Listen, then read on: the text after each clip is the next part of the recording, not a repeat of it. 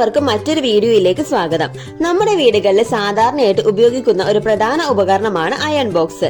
എന്നാൽ ഈ മെഷീനിൽ സാധാരണയായി കാണുന്ന ഒരു വലിയ പ്രശ്നമാണ് വയർ പെട്ടെന്ന് ഡാമേജ് ആയി പോവുക എന്നത്.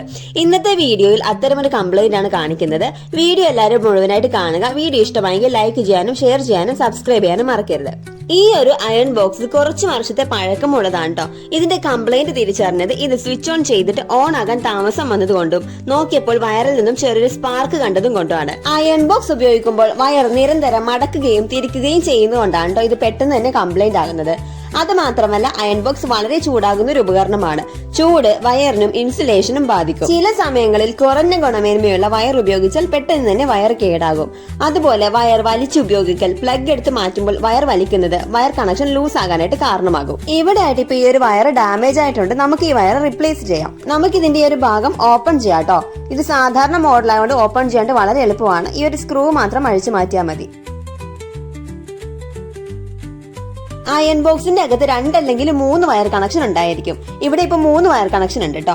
പുതിയ വയർ വെക്കുമ്പോൾ ഹീറ്റ് റെസിസ്റ്റന്റ് ആയിട്ടുള്ള വയർ ഉപയോഗിക്കുന്നതാണ് നല്ലത്. ഇവിടെ പച്ച വയർ എർത്തും റെഡ് വയർ ഫേസും ബ്ലാക്ക് ന്യൂട്രലുമാണ്. എപ്പോഴും അഴിക്കുന്നതിന് മുമ്പ് ഒരു ഫോട്ടോ എടുത്ത് വെക്കുക കേട്ടോ. കാരണം പിന്നീട് ഡൗട്ട് എന്തെങ്കിലും വന്നു കഴിഞ്ഞാൽ റെഫറൻസിന് വേണ്ടി നമുക്ക് ഉപയോഗിക്കാൻ സാധിക്കും. ഡാമേജ് ആയ വയർ എങ്ങനെ തിരിച്ചറിയാൻ പറ്റും?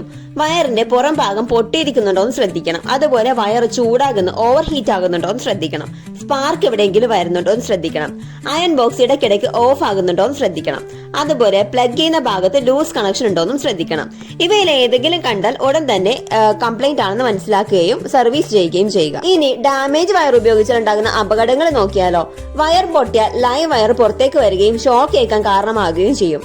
അതുപോലെ ഡാമേജ് ആയ വയർ ഷോർട്ട് സർക്യൂട്ടിന് കാരണമാകും. വയർ സ്പാർക്ക് ഉണ്ടാകുന്നത് തീപിടുത്തത്തിന് കാരണമാകും. വയർ പ്രശ്നം കാരണം അയൺ ബോക്സിന്റെ ഉള്ളിലെ പാർട്സ് വരെ ഡാമേജ് ആകാം.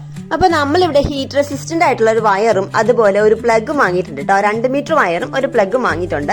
നമുക്ക് ഇനി ഇതിലേക്ക് കണക്ഷൻ മാറ്റി കൊടുക്കണം. അപ്പൊ അതിന് വേണ്ടി നമ്മൾ പഴയ വയറുണ്ടല്ലോ, അതിൽ നിന്നും ആ കണക്ടർ നമുക്ക് ഇങ്ങോട്ട് അഴിച്ചെടുക്കേണ്ടി വരും. കാരണം ഇതേ കണക്ടർ തന്നെയാണ് നമ്മൾ ഇതിലും പിടിപ്പിക്കാൻ പോകുന്നത്. നമുക്കപ്പോ ഇത് 3 അഴിച്ചിട്ട് ഒന്ന് ക്ലീൻ ചെയ്തെടുക്കാം. അപ്പൊ നമ്മൾ കണക്ഷൻ പിന്നെ 3 അഴിച്ച് ക്ലീൻ ചെയ്തെടുത്തിട്ടുണ്ട്. ഇനി ഇത് പുതിയ വയറിലേക്ക് വെച്ച് കൊടുക്കാം.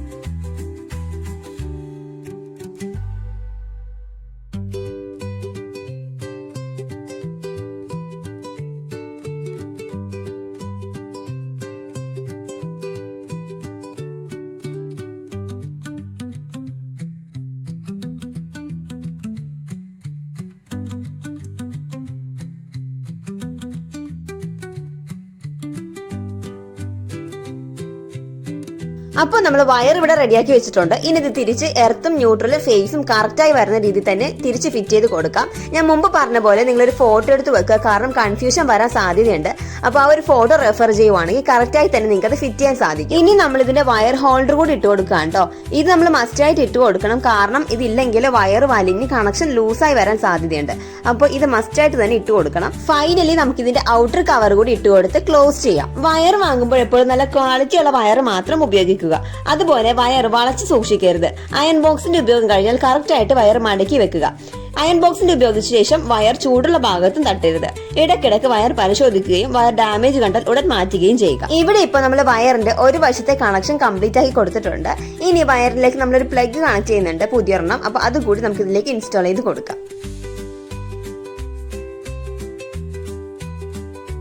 3-പിൻ പ്ലഗിൽ മുകളിലായി എർത്ത് വേണം കൊടുക്കാനായിട്ട്. അതുപോലെ വലതുവശത്ത് ലൈവ് വയറും ഇടതുവശത്ത് ന്യൂട്രൽ വയറും കൊടുക്കണം. അയൺ ബോക്സിൽ എപ്പോഴും എർത്തിങ് കൊടുക്കണം കേട്ടോ. കാരണം അയൺ ബോക്സ് വളരെ ചൂടാകുന്ന ഒരു ഉപകരണമാണ്. അതിനകത്ത് ഹീറ്റിംഗ് എലമെന്റ്, മെറ്റൽ പ്ലേറ്റ്, വൈദ്യുതി കണക്ഷൻ എന്നിവ ഉണ്ടാകും. ചില സമയങ്ങളിൽ ഇൻസുലേഷൻ ഡാമേജ് ആയാൽ വൈദ്യുതി മെറ്റൽ ബോഡിയിലേക്ക് ലീക്ക് ആകാം. ഇത്തരം സമയങ്ങളിൽ എർത്തിങ് വളരെ പ്രധാനമാണ്. എർത്തിങ് ഇല്ലെങ്കിൽ ലീക്കേജ് ആയ കറണ്ട് നേരിട്ട് മെറ്റൽ ഭാഗത്തേക്ക് എത്തുകയും അയൺ ബോക്സിൽ പിടിക്കുമ്പോൾ ഷോക്ക് കിട്ടാൻ സാധ്യതയുണ്ടാകും. എർത്തിങ് ഉണ്ടെങ്കിൽ ആ കറണ്ട് ഭൂമിയിലേക്ക് പോവുകയും മനുഷ്യർക്കുള്ള അപകടങ്ങൾ കുറയുകയും ചെയ്യും. അയൺ ബോക്സ് ഒരു സാധാരണ ഉപകരണമാണെങ്കിലും അതിന്റെ വയർ ഡാമേജ് ആയി കഴിഞ്ഞാൽ വലിയ അപകടങ്ങൾക്ക് കാരണമാകും. അതിനാൽ ചെറിയ ഡാമേജ് പോലും അവഗണിക്കാതെ സമയത്ത് തന്നെ വയർ മാറ്റി സുരക്ഷിതമായി ഉപയോഗിക്കുന്നത് വളരെ പ്രധാനമാണ്. സുരക്ഷയാണ് ഏറ്റവും പ്രധാനപ്പെട്ടത്. ശരിയായ വയറും ശരിയായ കണക്ഷനും ഉപയോഗിച്ചാൽ നിങ്ങളുടെ അയൺ ബോക്സ് ദീർഘകാലം സുരക്ഷിതമായി ഉപയോഗിക്കാൻ സാധിക്കും. ഇവിടെ ഇപ്പൊ നമ്മുടെ പ്രോബ്ലം സോൾവ് ആയിട്ടുണ്ട് കേട്ടോ. ഈ ഒരു കുഞ്ഞു വീഡിയോ നിങ്ങൾക്ക് ഇഷ്ടമായെന്ന് വിചാരിക്കുന്നു. ഇഷ്ടമായെങ്കിൽ ലൈക്ക് ചെയ്യാനും ഷെയർ ചെയ്യാനും ഞങ്ങളുടെ ചാനൽ സബ്സ്ക്രൈബ് ചെയ്ത് ബെൽ ബട്ടൺ എനേബിൾ ചെയ്യാനും മറക്കരുത്. നിങ്ങളുടെ നിർദ്ദേശങ്ങളും അഭിപ്രായങ്ങളും കമന്റിലൂടെയും അറിയിക്കുക. താങ്ക്